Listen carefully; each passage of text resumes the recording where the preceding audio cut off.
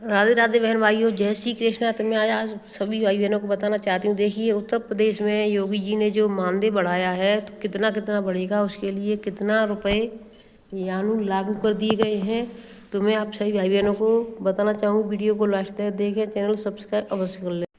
तो देखिए, 59,019 करोड़ रुपए तो यानी अनुपूरक के लिए यहाँ पर दिखाई दे रहे हैं आपको। यहाँ पर ये बजट है 2026-27 का, जो अभी पेश हुआ। महिला एवं बाल कल्याण विभाग के लिए 1,94,040 यानी इतने करोड़ रुपए दिए गए हैं। और पति की मृत्यु के उपरांत निराश्रित महिला योजना हेतु 930 करोड़ रुपए। उत्तर प्रदेश मुख्यमंत्री बाल सेवा योजना हेतु 110 करोड़ रुपए। तो ये सभी इन्होंने धनराशि यानी निकाल के रखी है बजट के लिए। अब इसमें आंगनबाड़ी सहायिका और रसोइयों का मानदेय कितना कितना बढ़ेगा, ये सभी भाई बहन देखें। इसमें यूपी में 7.50 लाख कार्मिकों का मानदेय का बढ़ेगा मानदेय। सीएम योगी बोले 1-1.5 हफ्ते में शुरू होगा आउटसोर्सिंग आयोग, यानी 1 से 1.5 हफ्ते में। तो 1.5 हफ्ते का मतलब 15 दिन के अंदर अगर आंगनबाड़ी आशा रसोइया के पैसे बढ़ जाते हैं, आउटसोर्सिंग वालों के भी बढ़ेंगे, तो सभी के लिए बहुत बड़ी खुशखबरी है बहनों। तो देखो, यहाँ पर मैं आपको बताना चाहूँगी एक एक चीज़ यानी किस तरीके से ये सभी हो रहा है। आंगनबाड़ी आशा को बड़ा मानदेय संभव, यानी आंगनबाड़ी आशा और रसोइयों का मानदेय बढ़ना संभव हो चुका है। लखनऊ की खबर है कि योगी सरकार मंगलवार को यानी कल कितनी तारीख थी आपकी, 4 तारीख की ये है। यानी सबसे पहले 3 को वहाँ बैठक हुई, उन्होंने 3 में बोल दिया था, अब यानी 4 उन्होंने कंप्लीट कर दिया। योगी सरकार मंगलवार को इस वित्तीय वर्ष का पहला अनुपूरक बजट पेश करेगी। तकरीबन 40,000 करोड़ रुपए के आकार वाले इस अनुपूरक बजट में आशा और आंगनबाड़ी कार्यकर्ताओं के बड़े मानदेय का रास्ता साफ हो गया है। तो देखिए, सभी बहनें पूछती हैं, तो अब इसमें यानी कोई शक वाली बात नहीं है। कुछ बहनों का कहना है, यानी कुछ जो जिला अध्यक्ष हैं वो अपना अपना यानी ये लेना चाहते हैं टीआरपी की, यानी हमने इतनी मेहनत की इसलिए बढ़ा, वो कहेंगे हमने इतनी मेहनत। सो देखिए, जो भी किया है मुख्यमंत्री जी ने अपनी मर्जी से किया है। कोई भी बहन किसी भी जिला अध्यक्ष के झांसे में आकर के कोई भी पैसा किसी को न दे। हम आप सभी बहनों से बार बार एक ही बात कहते हैं कि जो भी होता है अपने आप ही होता है। मुख्यमंत्री अपने आप करते हैं अपनी टीआरपी बढ़ाने के लिए, अपना दबदबा बनाने के लिए। कुछ बहनें अब यानी कि वहाँ फोटो डालेंगी, ये दिखाएंगी देखिए हम वहाँ पर गए थे इसलिए पैसा बढ़ा। ऐसा कुछ नहीं है, किसी को कोई पैसा देने की ज़रूरत नहीं है। चुनावी साल में योगी सरकार चल रही योजना में अतिरिक्त रकम के अलावा कुछ नई घोषणाओं को भी शामिल कर सकती है। आंगनबाड़ी और आशा कार्यकर्तियों का मानदेय बढ़ाना इसी कड़ी का हिस्सा होगा। इसके अलावा वकीलों को भी सरकार कैशलेस इलाज की सुविधा, यानी जो वकील होते हैं सरकारी, उनको भी कैशलेस इलाज की सुविधा दे रही है योगी सरकार, सुविधा दे सकती है। सूत्र बताते हैं कि मुख्यमंत्री कृषक छात्रवृत्ति योजना में 2,000 रुपये बढ़ाने के लिए भी अतिरिक्त राशि की व्यवस्था की गई है। यानी जो छात्रवृत्ति होती है, जो बीपीएल कार्ड वाले होते हैं, जो बच्चे पढ़ते हैं, उनके लिए भी धनराशि बढ़ाई जाएगी 2,000 रुपये की प्रति बच्चे की। पहले जो मिलती थी, कितनी मिलती थी हमें नहीं पता, लेकिन उसमें 2,000 रुपये एक्स्ट्रा बढ़ाए जाएंगे। अनुपूरक बजट में हो सकती है अगले साल प्रस्तावित चुनाव के पहले सरकार विकास कार्यों के अलावा अलग अलग लाभार्थी वर्ग के लिए विभिन्न योजनाओं से रकम का इंतजाम करके उन्हें साधने की कोशिश करेगी। मेधावी छात्र छात्राओं को स्कूटी की प्रस्तावित रकम में इजाफा संभव है। फरवरी में पास हुए मूल बजट में 400 करोड़ रुपए का प्रावधान किया गया था। यानी जो फरवरी में हुआ था उसका ये यानी पहले यानी फरवरी 2026 में ये कर लिया गया था 400 करोड़ रुपए का प्रावधान। बीबी जीजामजी योजना के लिए विभिन्न मदों में पैसे के इंतजाम करने के अलावा सरकार मनरेगा के बकाया भुगतान के लिए भी खजाना खोलेगी। तो जो मनरेगा का बकाया पैसा बचा था उसके लिए भी सरकार तैयार है पैसा देने के लिए। लिंक एक्सप्रेस वे के लिए रकम का आवंटन बढ़ेगा। अनुपूरक बजट का बड़ा हिस्सा बुनियादी ढांचे में विकास की परियोजनाओं पर ही खर्च किया जाएगा। Agra Lucknow Purvanchal link expressway, Jhansi link expressway, Jewar link expressway, Farrukhabad link expressway, Meerut Haridwar expressway और विद्युत क्षेत्र की परियोजना को अतिरिक्त धन की व्यवस्था की उम्मीद है। बुंदेलखंड क्षेत्र में औद्योगिक निवेश, defence corridor, data centre park, logistics park और जेवर अंतर्राष्ट्रीय हवाई अड्डे से जुड़ी परियोजना में अतिरिक्त रकम दी जा सकती है। सेवानिवृत्त शिक्षक यानी जिनकी जो क्या कहते हैं, जो सेवानिवृत्त यानी वो उनकी रिटायरमेंट हो गया, उनको लिए भी कैशलेस, सेवानिवृत्त शिक्षकों को कैशलेस इलाज पर विचार किया जाएगा। विधान परिषद में नेता सदन केशव प्रसाद मौर्य ने शिक्षक नेताओं के आश्वासन देते हुए कहा कि कैशलेस इलाज की सुविधा से वंचित रह गए एजेड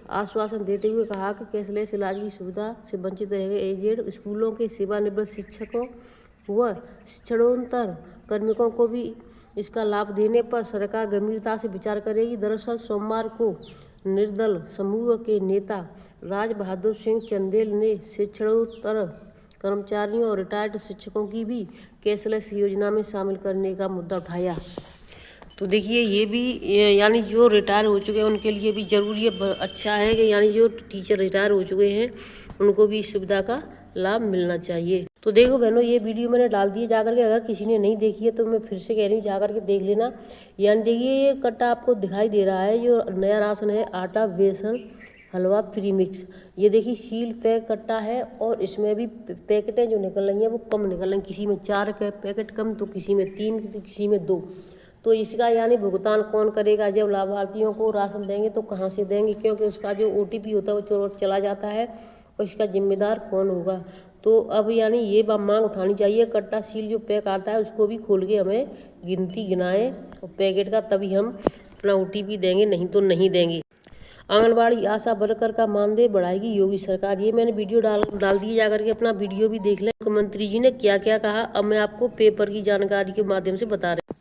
तो देखिए यहाँ पर हर यानी पेपर में है, विधानमंडल के मानसून सत्र के दौरान आज पेश होगा अनुपूरक बजट, वकीलों के लिए कैशलेस इलाज को मिल सकती है रकम, आंगनबाड़ी आशा कार्यकर्ता को बड़ा मानदेय संभव, स्वास्थ्य शिक्षकों भी बूस्टर डोज, राज्य मांगों के लिए भी होगी सरकार खजाने में बढ़ोतरी, चुनाव से पहले सरकार सभी को साधने का प्रयास करेगी,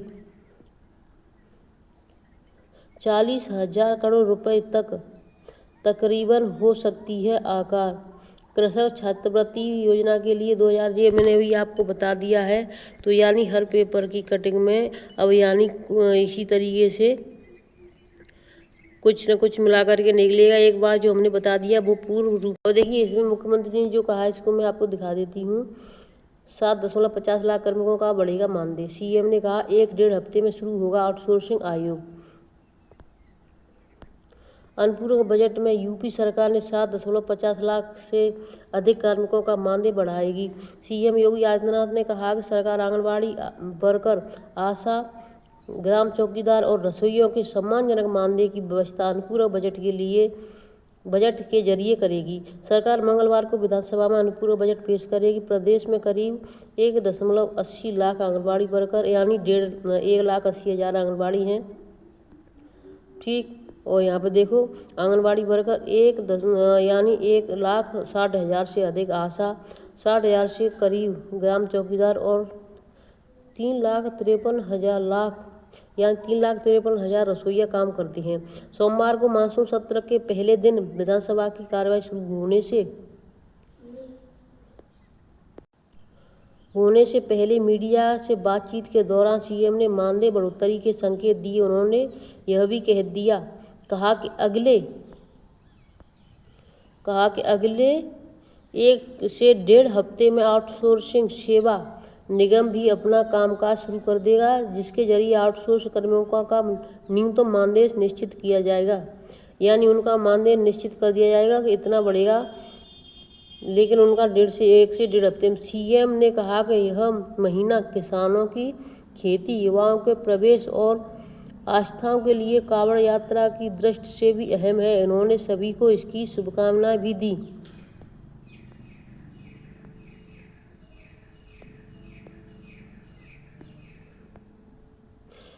विधायिका की चर्चा नीतियों का आधार, योगी ने कहा कि सदन आमजन की आवाज़ को शासन प्रशासन तक पहुंचाने का माध्यम होता है।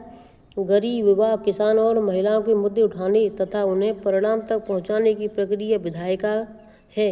इस प्लेटफॉर्म का बेहतरीन उपयोग हो, यही भाजपा नीति एनडीए की प्राथमिकता रही है। पिछले 9 वर्षों में इस संवाद और जनप्रतिनिधियों द्वारा उठाए गए मुद्दों की समीक्षा के आधार पर बनी योजनाओं से ही प्रदेश में आमूल परिवर्तन हो पाया। पिछले 9 वर्षों में 6 करोड़ लोगों को गरीबी रेखा के बाहर लाया गया है। महिलाओं की सुरक्षा और युवाओं का रोजगार की दिशा में सरकार ने प्रभावी कदम उठाए हैं। महिला कार्यबल की भागीदारी 12% से बढ़कर 38% हो चुकी है। सरकार हर बड़े शहर में महिलाओं के लिए वर्किंग हॉस्टल बनवा रही है। सरकारी नौकरी में महिलाओं की भागीदारी का नया रिकॉर्ड बना है। तो आज की वीडियो को मैं यहीं पर रखती हूँ, फिर मिलती हूँ आपसे नई अपडेट के साथ। तब तक के लिए धन्यवाद। खुश रहें, स्वस्थ रहें।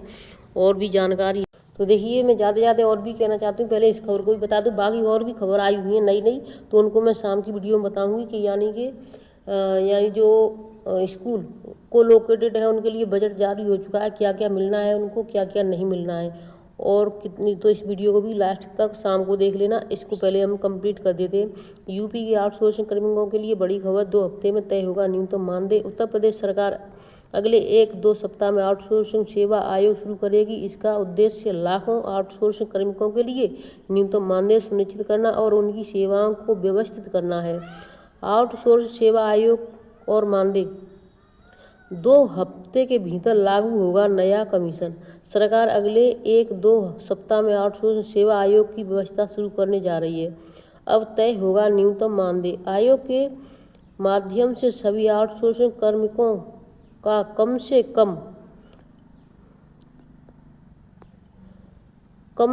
कम वेतन मानदेय फिक्स किया जाएगा।